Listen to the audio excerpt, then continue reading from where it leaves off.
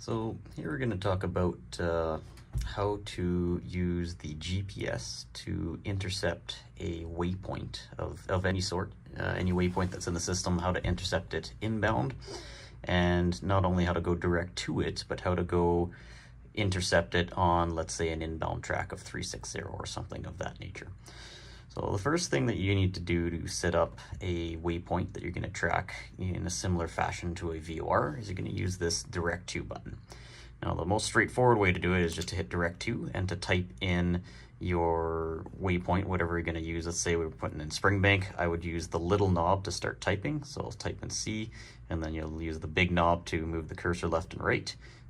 Type in all the way to Y, right at the end of the alphabet.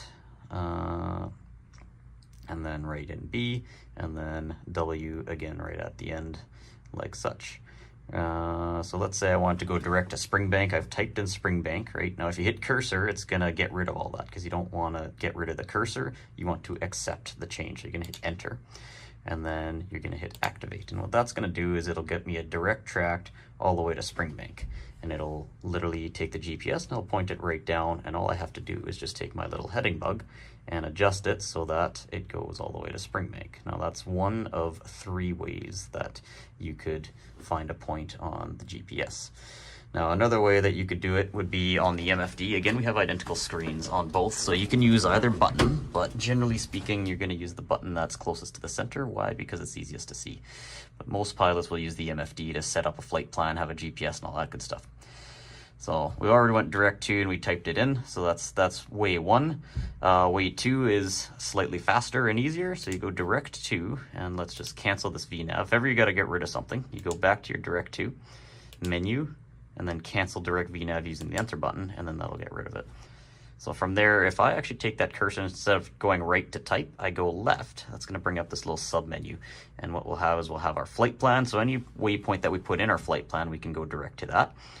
We don't have a flight plan, so nothing will show up. Then we'll have nearest airport. So I use the little big knob to show me all the airports, and I could go direct to that. So if I want to go direct to Springbank, Calgary International, whatever, I could do that.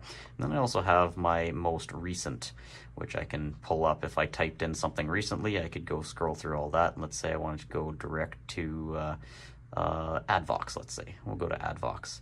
Then I just find AdVox and I hit enter. There's AdVox. Enter one more time. Now we have an activation button, enter to accept, and then we have a direct line to AdVox. Now the last way, which is generally the most preferred way, is to use the nearest page. And this works really well, especially if you've been cleared on a hold to a waypoint that is near you. I'm gonna go take the big knob. We have all these submenus. We've got map, waypoint, auxiliary, and nearest. If I take the big knob, I'll scroll through all the big menus, and then I can take the little knob, scroll through all the submenus. So now I have nearest airport, nearest intersection, nearest NDB, nearest VOR, and so on. And what I can do is I can find, let's say I was cleared to a VOR, but I didn't want to actually use the VOR itself. I want to use a GPS waypoint overlay of that VOR. I find the right page that I want, and then this isn't gonna, there's no little cursor thing that's flashing that will allow me to select it. So I'm gonna turn on the cursor by hitting the cursor button. Now I can scroll down the menu and I can find whichever one I want. Let's say I want YYC. And then instead of hitting enter, because that won't actually do anything, because it's like, well, enter, what do you want me to do? We want it to go direct to that thing. So we're gonna hit direct to. Now it loads it up in the menu, and then you hit enter. And sometimes there are duplicate waypoints. The sim is weird where there are duplicate waypoints and they're the exact same waypoint. So don't worry about that. Just pick one of them and then you're good to go. Hit enter one more time to confirm, and then hit activate. And now we have a track all the way down to Calgary's VOR. And then if you are on the PFD over here, you could go run in the autopilot, take the heading bug, move it all the way to the head of the arrow, and then you will fly literally a direct track all the way to Calgary.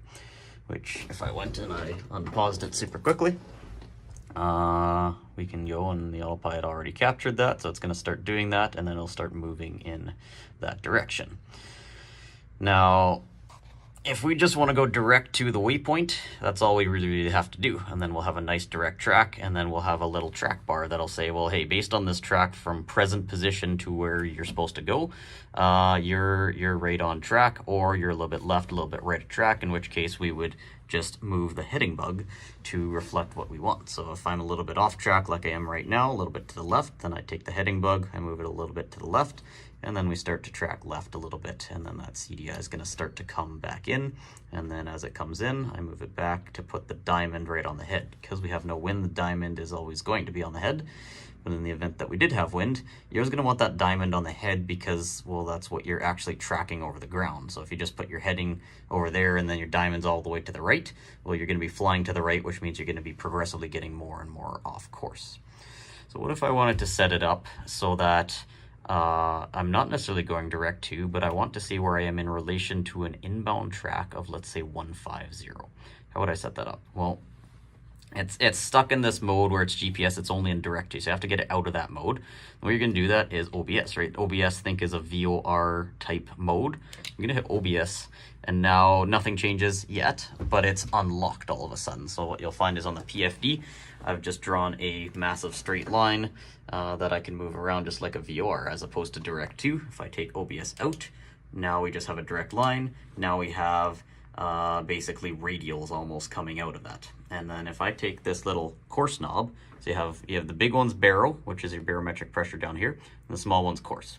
If I take the coarse knob and I start moving it left and right, you can see that that track starts to move on the MFD there. And then we can see this on the PFD in the form of an HSI. So if I want an inbound track of 150, it's not a radial, it's an inbound track. I'm always going to put the head of the needle to what I want to fly, and I want to fly an inbound track of 150, so I put it on 150, 150, and it's saying, hey, if you want to intercept that track inbound of 150, you should probably fly, somewhere between 150 and left of 150 to like maybe 060, should be a 90-degree intercept, and then eventually that track's going to come in.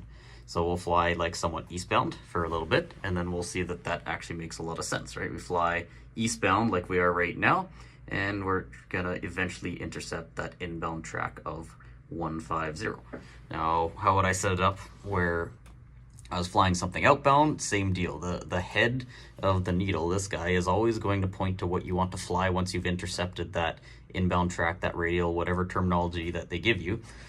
You're going to fly that heading outbound. So if I wanted to fly 330 outbound as an outbound track, again, I'll take that little coarse knob and I'll move it all the way to the 330. And then we'll see a little flag flip when we hit about 90 degrees from there. Right now we're going to, eventually there's your from flag, and then 330 is what we'd want outbound. So same deal, right? If I want to get to that radial, that track, I'm still going to fly eastbound, I'll hit it, but in this case, I'm going to hit it, and then I'll fly outbound on the 330 outbound track, or outbound on the 330 radial, whichever terminology you are using at the time. Now this would be a bit of a weird intercept for an outbound because we're flying kind of backwards. It'd make more sense to fly at least 90 degrees or towards the outbound, but nevertheless, the point is you set the arrow to whatever you want to fly once you've intercepted it. In the context of a hold, you're always going to fly something or track something inbound because it is really, really difficult to do a hold while tracking outbound. You just don't really have a point of reference when you start your time.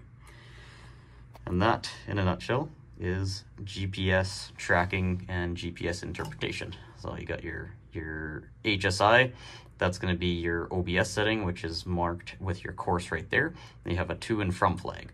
So if it's pointing in that direction, right, it's generally that arrow is going to point where the station is going to be, especially if you're flying in north, the station would probably be on the other side and vice versa. So if the arrow is pointing, towards the, let's say we had it centered like we have right now, right? Arrows pointing up, and we also have the flag pointing up, the station is in front of us. But if I flip it all the way around, of course the sim takes a while to do so because it's super finicky.